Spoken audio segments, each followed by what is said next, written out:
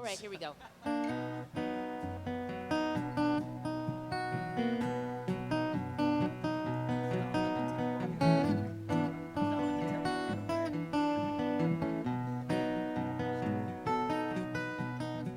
Tricia didn't stop at becoming a physician.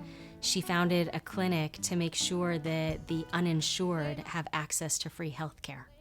The first day of seeing patients in our new clinic was fantastic. In our private practice, we weren't really doing what we'd been trained to do as family doctors. And we realized we could actually take all this stuff we have and go somewhere and take care of the uninsured. And we did it. We flipped the shingle around, got a 501c3. We had an up and running practice. All of a sudden, we were a free clinic for people with no health insurance. It looks real good.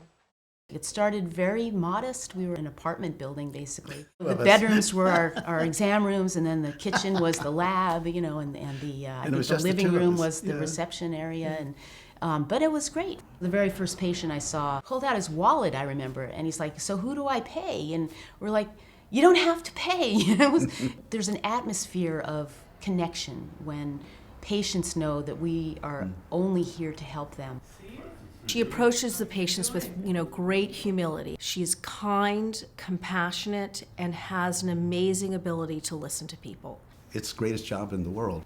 We get to teach, we get to practice medicine, patients say thank you, we get to work together. The goal of the physician is to take care of the person. It doesn't matter whether they're rich or poor or what their religion or background is. That's the job of being a doctor. Our clinic won't fix this problem of the uninsured, but we are got to start on trying to help some people. There are stages in life, and at a certain stage I began to question the impact of religion on the world. The trigger was the 9/11 catastrophe. Mom was especially rocked, more than Dad and more than everyone else. She sat down to read the Bible and the Quran because she was like, people kill each other over these books and the New Testament. When I started to read the text, though, there were actually things that were helpful, that had wisdom, that could be very impactful on problems I was dealing with. And I realized, I don't have to solve this all myself. Actually, this has been, wise people have looked at this for thousands of years. And so after that, I just set myself to learn more about it. She was one of the most exhausting students I ever taught. She always wanted more. And she remembered everything we had learned from the previous week, month, day, or year. I tried to find a subject that would explore the intersection between the religions of Judaism and Islam. She was taking Maimonides, who's an icon of Jewish history and who has long been understood to be a product of a great synthesis of Jewish and Islamic culture. I ended up studying the Guide of the Perplexed of Maimonides in Arabic and sort of looking for how the language actually has an impact on the message that he provides in that amazing book that I'm still studying and will probably study for the rest of my life. The discipline that it takes to get those languages, to work with manuscripts, and to read them with insight. That's what she did when she was studying with us. Tricia doesn't stop at just learning about the Muslim community. She went as far as to get a graduate degree and learn Arabic and write a book about Muslims and Jews in relationship with one another. I wanted to write a novel that would be exciting to people, that wouldn't just be a scholarly text, but actually would draw people in to learn more about Judaism and Islam. A Muslim poet and a Jewish physician embark on a dangerous quest for a mysterious and legendary poem. It's really the story about how we transcend differences and the rifts that exist and the wounds that we suffer, whether it's as individuals or as a society. I had this thought of maybe somebody could write a poem that would actually change the way people think.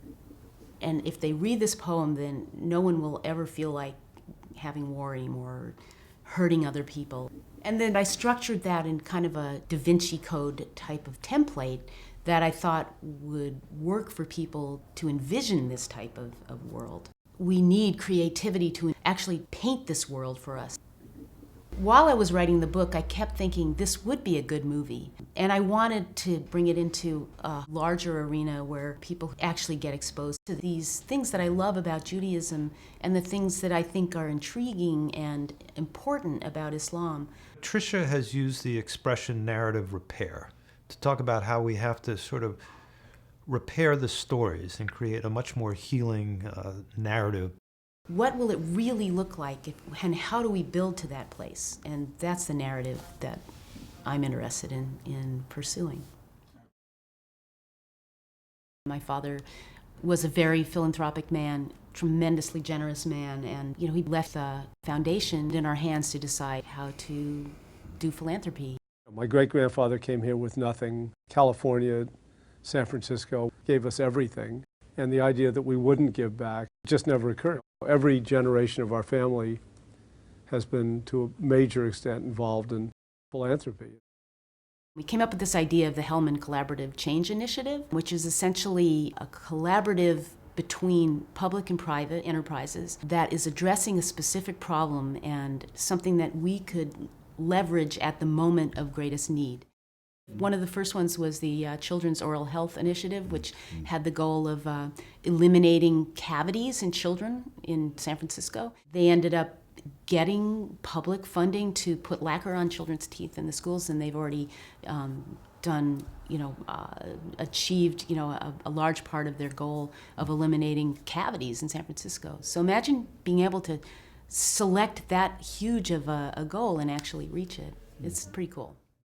Tricia is a good connector, sensing where are different organizations that could come together and collectively have much more productive impact than they've been able to do individually. She's very strategic in saying, how do we get out of our silos and start working together to really solve the most challenging problems we face today in society? I've, in my own way, tried to find a way to lead other people to that very thing that seems like the JCRC is committed to, which is, yes, we are a Jewish community and we need to preserve that, yet we're in the context of a world of other cultures, and we need to understand them just like they need to understand us. Mom's kind of like the gift that keeps on giving. When I'm like, oh my gosh, I can't get everything done right now. And I'm like, but Mom did 30 things all before like 7 a.m. or somehow. Now that I'm a mom, it's been so great to talk to her about what it was like being a new mom and what she went through with 5 children. And I just have so much more respect for her now. In the days of Churchill's England, bombs were falling from the sky. You put on some pointe shoes and taught yourself to fly. One of the most fun things for me is singing with Mom and playing music with Mom, especially she came to it so recently. Her voice has matured in this beautiful, pure way, and she writes songs that are really beautiful. She plays with all of her siblings, she plays with all of us. She doesn't get her songs in because she wants to support everybody else.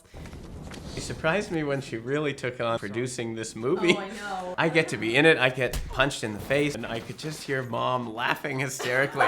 She showed me like 6 or 7 clips of like, here's the one where Sammy gets punched on the right side of the face. Here's the one where he gets punched on the left side of the face. Here's the one where he says the F word. Help us every day, it will brighten all the way if we keep on the sunny side of life. I think something Mom has proven in her life is that she believes in making the world a better place for a lot of people, and she focuses on positive goals, and she makes it happen. Let us greet with a song of hope each day, though the moment be... The human mind, the human body, athletics, medicine, philosophy, and even God, it's all a single pursuit for her.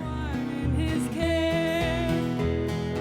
Keep on the sunny side, always on the sunny side. Keep on the sunny side of life. Tricia deeply inspires JCRC to make sure that everything we are doing is as sophisticated and elevated as possible. She does not seek the limelight. She does not look to get attention. It's not about her, it's about you. She sees herself no better than anybody on this earth. It will help us every day. It will brighten all the way if we keep on the sunny side of life. If we'll keep on the sunny side of life.